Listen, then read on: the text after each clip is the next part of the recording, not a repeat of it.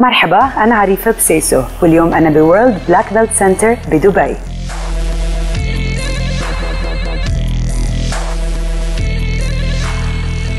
رويس جريسي، الأب الروحي للفنون القتالية المختلطة، معتبر من أهم 50 شخصية رياضية بالعالم. فاز UFC 1 2 و4 وكان أول شخص بدخل UFC Hall of Fame. صاحب أطول نزال بتاريخ الفنون القتالية المختلطة، طوله 90 دقيقة ضد الياباني ساكورابا ببرايد.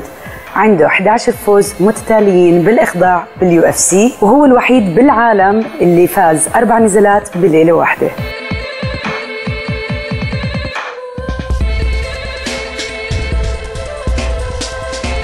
What will you be teaching me today? I'm going to teach you what I learned from my father. It's the art of self-defense. And different positions, it's mostly you don't have to be strong, you don't have to be fast. It's all based on techniques.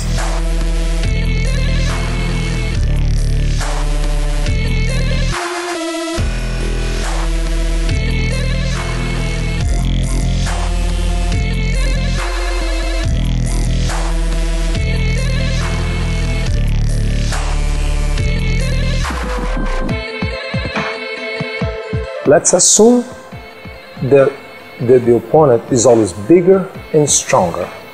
So by punching him, it's not going to solve your problem. It's going to aggravate your problem. You're going to make me upset. So by hitting the opponent, I'm going to hit you back.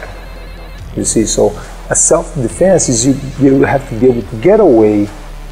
Once you're out, then you have the choice of running, tackle, fight, but you have to free yourself first. For example, if somebody starts choking you, if you grab my neck, like you're choking me like this. Hold it tight, hold it tight, hold it tight, hold it tight. For me to try to break the grip, it's going to be very difficult. It's power against power. So hold it tight, hold it tight. For me to hit you, you can always let go and hit me back. So hold it tight, hold it tight. By simply taking a step back, bringing my head down, I'm out. Instead, try to break the grip against the whole arm. Is the whole body, the neck, the whole body is going against 2 thumbs.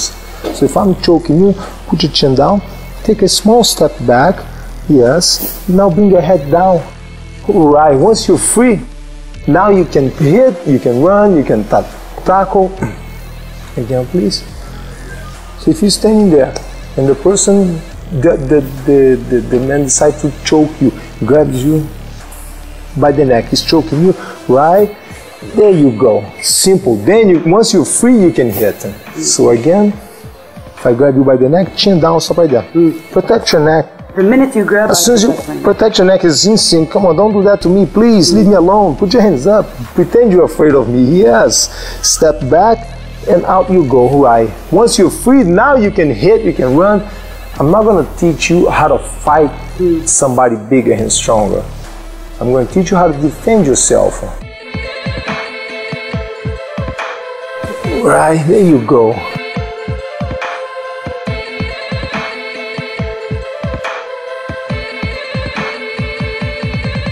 If you grab me by the wrist, for me to try to pull my arm out, it won't come out. But the opening is right here. So I'll bring my thumb, hold tight, hold tight. If I bring my thumb to that opening, it comes right off. You see, the opening is in between this over here. So I don't want to pull my arm this way. It won't go anywhere. But if I just turn my wrist, the blade of the wrist, and go, you see, I'm grabbing like this. So the opening is right here. So you have to bring your thumb straight up to your shoulder. Like this, right? So if I'm grabbing you, come with me. Stop right there, change your legs, please. Right, so you can make a base. How about you come with me? Yes. You simply deflect the situation. Like, no, not now, not today, I'm busy. Make an excuse. Somebody grabs you like this. Look, the opening now is back here, so you go this way and bring it to your shoulder. Bring the thumb to your shoulder, right there. So the direction of the thumb, the opening. Yes. Okay. You go to the blade of the wrist goes towards the opening, not like this. You get stuck. It's inside. Like, come with me, come on, please. It doesn't go. Your wrist already getting red for my grip. I now bring it to your shoulder. Yes, come with me. Yes, right. If I grab this hand, same thing. There you go. If I grab it like this, thumb, perfect. Told you I was a good teacher.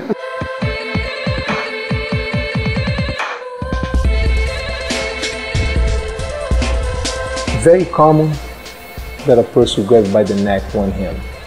If I grab with one hand, the intention is not to pull you. I can't pull you. It's to push you away. I'm gonna grab you by the neck because I'm upset, I'm talking to you. Let's turn this way, please. I grab by the neck.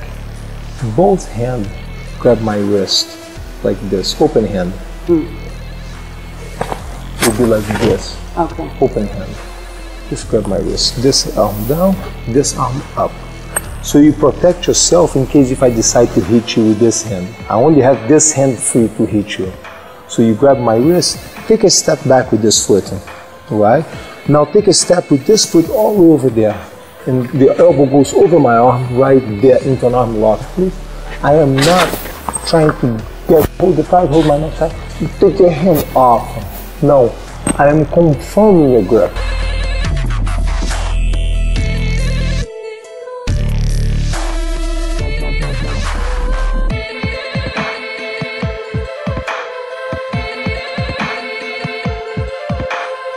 Perfect.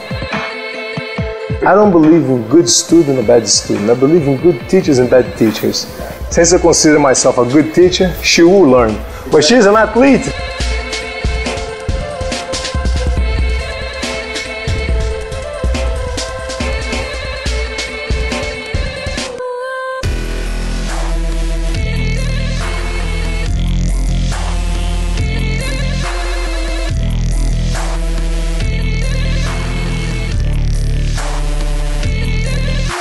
My father was about 60 kilos.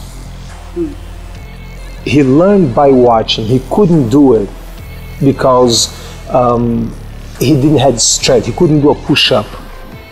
So he sat down and watched my uncles learn, watch my uncles teach. One day, my uncle was late for a class. My father jumped in and told the student, if you don't mind, I'll teach you, I'll review the program. I memorized the program. Okay, so they start teaching the student a class. The student liked so much that when my uncle showed up, I'm sorry, I'll replace the class. The student said, don't worry, from now on, I would like to take class with Gracie. What he did is he didn't invent new moves. He didn't create new moves. What he did is he added leverage into the moves. Example that he used to give all the time is he didn't invent the car, he didn't invent the wheel. What he did is he invented the jack. So with one hand you put the jack on the car, one hand you lift the whole car's leverage. He created leverage on the moves. So you don't have to be strong, you don't have to be fast. You just gotta know how to do it. He used to say, give me the right leverage and I'll lift the world. With the right leverage, one hand, poop, lift the world.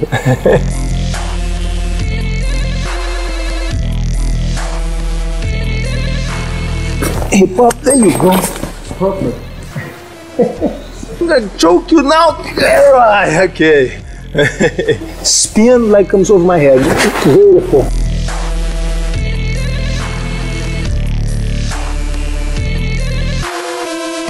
The choke, you have to line up the V of the elbow with my chin. So give me your hands. You put the V of the elbow line up with the chin. Hold your shoulder, hand behind my head. Hand, open hand, open hand. Put your head down. Now pull me towards you. And that's it for today.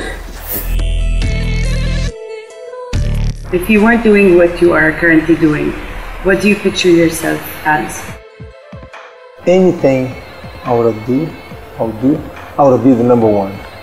I wasn't made to be number two. It doesn't matter what was it. If I would be a doctor, policeman, any kind of sport or anything, I want to be number one for sure. Bit competitive. Just a little bit.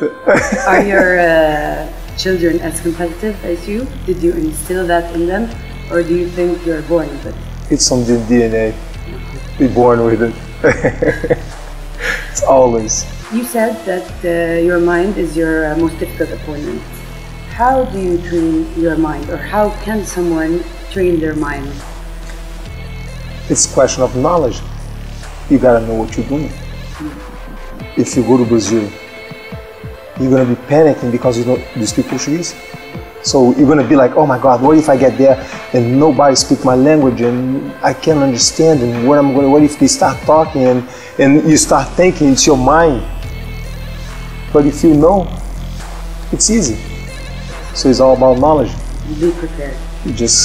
I just happen to know how to fight.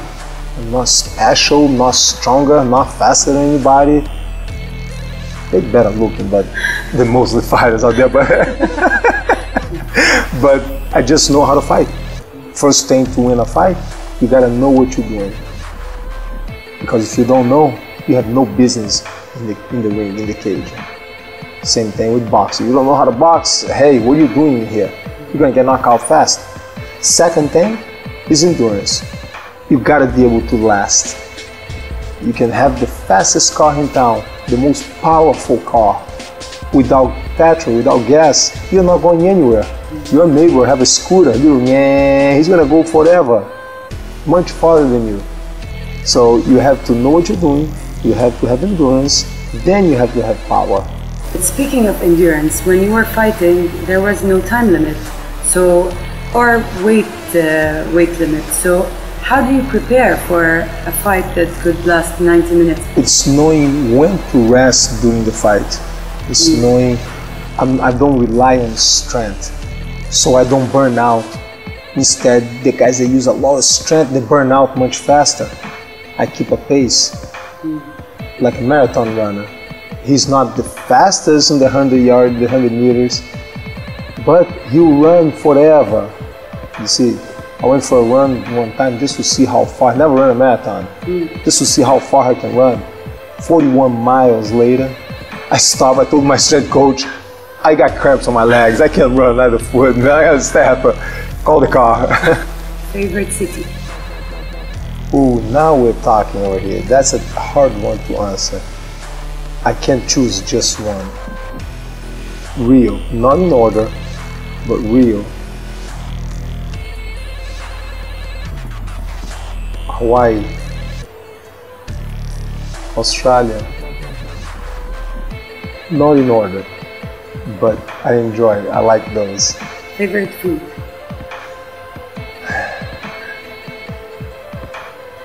I like fruits. So Brazil have the best because they have so much variety of fruits. Açaí, love it. Favorite movie? I like the ones that romantic movies like Braveheart, 300, Patriot, Godfather. They're romantic movies. Romantic. Favorite actor? Man, Mel Gibson. If they were to make a movie about your life, who would act as Royce? Oh, hold on. Mel Gibson's too old to act as Royce. Hold on. I gotta get some handsome, good-looking guy over here, man. Hold on. Not Mel Gibson. No, he's too old for me now. What is the most difficult thing about being a father?